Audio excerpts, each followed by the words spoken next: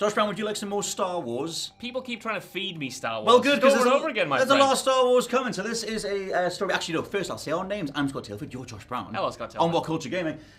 So Insider Gaming, owned by Tom Henderson, dude, who you might know as a regular leaker of Call of Duty, Battlefield, various Insider Gaming stuff, has now started Insider Gaming, the website. And one of their major scoops is that Disney would like a Star Wars game every 6 months going forward, which is an interesting proposition. The actual quote, as written up by Henderson, is that it's understood that Disney wants one major AAA title and one smaller game per fiscal year, which is something that Lucasfilm is set to deliver on. Now, Insider Gaming do note that already we have 8 confirmed Star Wars games in production. There are various other ones in pre-production. Henderson says that he's heard about a Mandalorian game, but it's just rumors, nothing concrete just yet. However, I'm going to run down the 8 games that are in production, and then we'll just talk about the general state of Star Wars stuff, because even some of these games already have disaster reports written about them. Yes. And the overall timescale seems to be about 4 to 5 years in the future that we'll see most of these anyway. So the 8 games that are in pre-production are Amy Hennig's game from Skydance Media. You have the untitled first-person shooter from Respawn Entertainment. You have Jedi Survivor, the Fallen Order sequel, also from Respawn. That one, I'm kind of into that. That's going to be great. That might hopefully be pretty good. Faith in Respawn. Untitled strategy game from Respawn Entertainment. Again, there's an open world game from Ubisoft Massive. There's a Star Wars Eclipse from Quantic Dream. Yes. That game is one of the ones that's going to be years in the future. There is the Knights of the Old Republic remake from Saber Interactive. Allegedly. Again, another one that's on fire. And Star Wars Hunters by Zynga. That's a mobile game. I think it's a battle royale, but it's definitely a mobile game. But yeah, where'd you land on all this? Dude, that's a lot of Star Wars content, and like you said, there's a lot of those projects that you reeled off there that I am interested in. Primarily the ones made by Respawn Entertainment because they have a good track record making games, and Jedi Fallen Order was really, really good. Mm-hmm. However, I worry that Disney and Lucasfilm are kind of, what's the phrase where you are flying before you walk? You are running before you walk. Yeah. That's the phrase I was looking for. I worry that they're doing that because this is a lot of games that they are putting into development, and already, like you said, games like Star Wars Eclipse, games like Star Wars Knights of the Old Republic have these disaster reports surrounding them about, a lack of direction internally, developers getting sacked from the project and people coming in to salvage it, and huge delays being incurred because of that. And it doesn't fill me with much confidence, and it's going to be difficult to hit a major Star Wars game, whether it's big or small, every 6 months, in my opinion, and have each one be good, because I think you can kind of do that with, the television shows or even the movies to a certain extent, because the kind of turnaround on those projects are kind of more reliable in a lot of ways than video game development, which can take years and, be incredibly unpredictable and in many cases mismanaged. I just think it's kind of enforcing a movie or TV mentality on a medium and an industry that isn't compatible with that style of production. Yeah, that was never compatible with that. Hence the amount of broken movie or TV tie-ins that we got over the years. Not that some of them weren't beloved. Toy Story 2 is still, I love that game, but still. Toy Story 3 is pretty good as well. Toy Story 3 is surprisingly incredible, but at the same time, like you said, most of the time that stuff isn't going to match up. But that's the whole thing. Star Wars as a movie property, I feel like they're just taking a step back. It's like Andor's doing pretty well. That was like one of the only Star Wars things I've cared about in the last few years. But I feel like in regards to movies, since Rise of Skywalker, Disney have kind of just gone, we're going to just wait for a bit and let that rest for a little bit in regards to the movie space. But I feel like Star Wars in itself is quite exhausted right now. I don't feel like there's that much hunger for it. In as much as, people are just a bit sick of the same old story points coming at them. However, I think that, Star Wars in gaming for me has always worked better anyway. Like, it works in a way that you can just, it's fun to wield the lightsaber, it's fun to shoot the blasters, it's fun to explore those worlds. And maybe that lets them get around how fatigued it feels. And I don't know how much that's me feeling like Star Wars is fatigued, but I don't feel like that many people are celebrating about Star Wars as much as they were circa 2015. No, I think that's true, and I think it's kind of indicative of Disney's approach as a whole, because this also is applicable to Marvel and probably the Marvel games, because we've just got announcements of, EA doing an Iron Man game, Amy Hennig is doing a Captain America game set in World War II and whatnot, and Disney is very much taking the content approach to these properties, and that might sound hypocritical coming from two people in the content game. We're on YouTube though. But that's the thing. I would argue what we're doing isn't as monumental as Star Wars or Marvel. You know what I mean? If we were doing a Star Wars movie every single day, that's it. You'd probably get sick of it. That's exactly what I'm trying to get at. And you know what I mean? Like Star Wars, like you said, with the movies, used to feel like an event. Every single time one of those films came out, even something like Solo: A Star Wars Story, it felt like something monumental. monumental, and now it's almost like a lucky dip of content.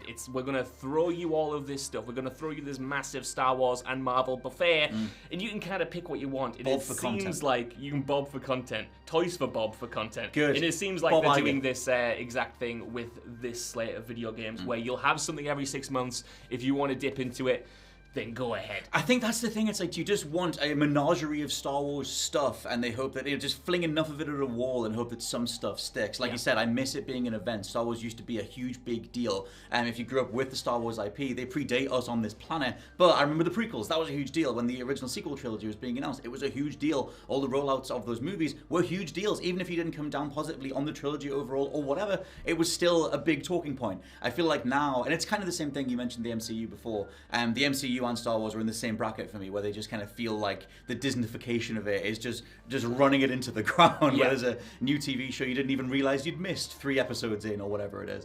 But in terms of specific stuff, we should talk about the Knights of the Old Republic remake, one of the most beloved original titles, in Star Wars history, which, according to behind-the-scenes reports, is in an absolute state. Apparently, they blew the budget, showing off various vertical slices and early versions of the game. I think it was to Disney or to various shareholders, but nothing's really got off the ground yet. So as much as that game is, it's kind of turn-based. Time freezes when you do combat and everything. Things that would need modernizing, let's say.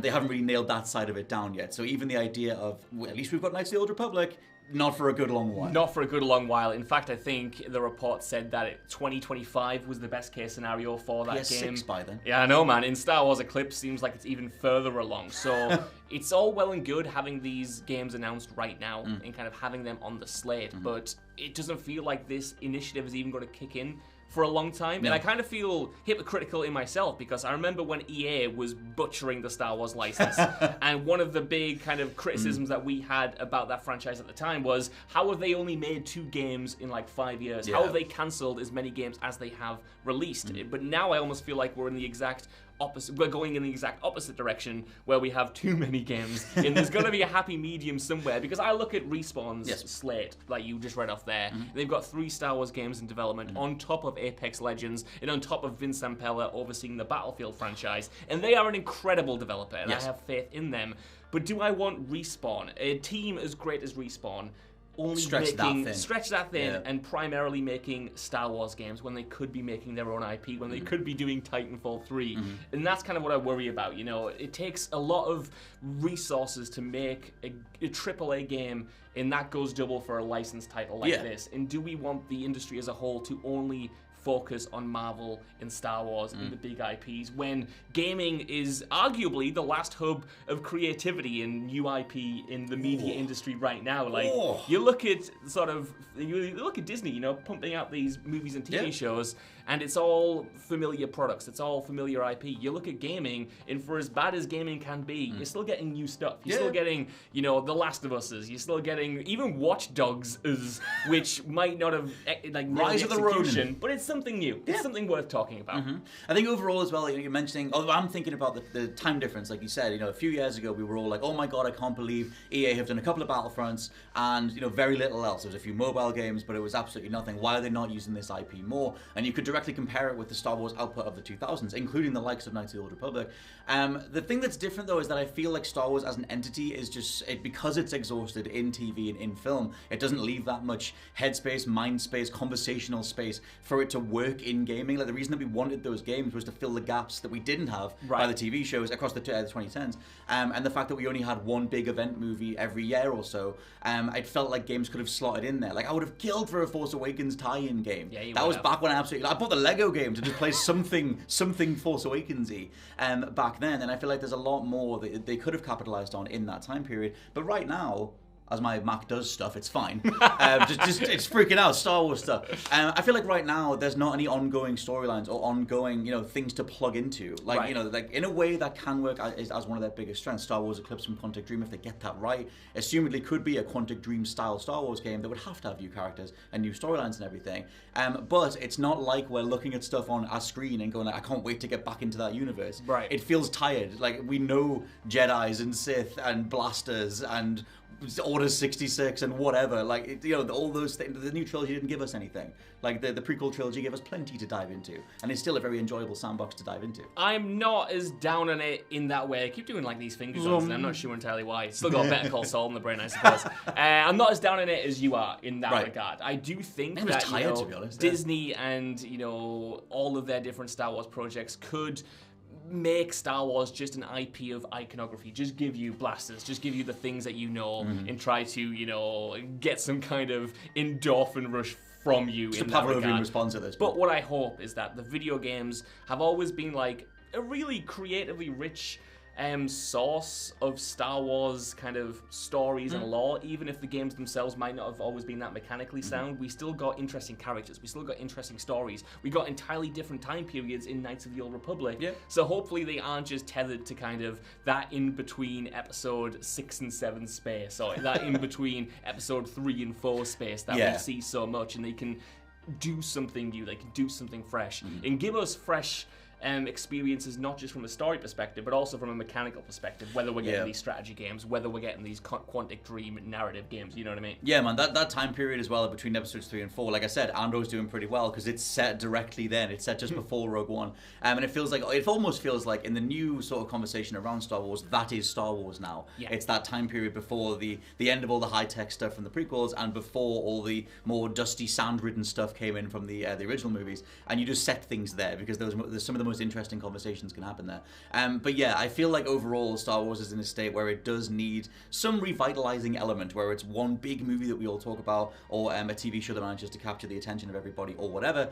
Maybe one of these 8 games can do that. I was going to say, maybe the beauty of this is that one of the games is actually the media drops that ignites the fan base yet again. Kind of like how The Mandalorian did. You know, that sort of came out of nowhere and was obviously Disney's first big Star Wars TV show, but it kind of gave us something a little bit new, and fans responded to that, and it became a huge deal. Maybe we can get a gaming version of that. And then they made a computerized Luke Skywalker with a fake voice. I never said they ruined it. I never said they managed to maintain the momentum. I just said that initially it was big and new. It was originally very exciting. But yes, let us know what you think down in the comments below of Star Wars overall and of the 8 games that are coming our way in the next 4 to 5 to 6-ish years. Bit of that, but it's Splatoon on the way. But yes, I've been Scott from WhatCulture.com. I've been Josh from WhatCulture.com. And we'll catch you next time. Bye-bye. Goodbye.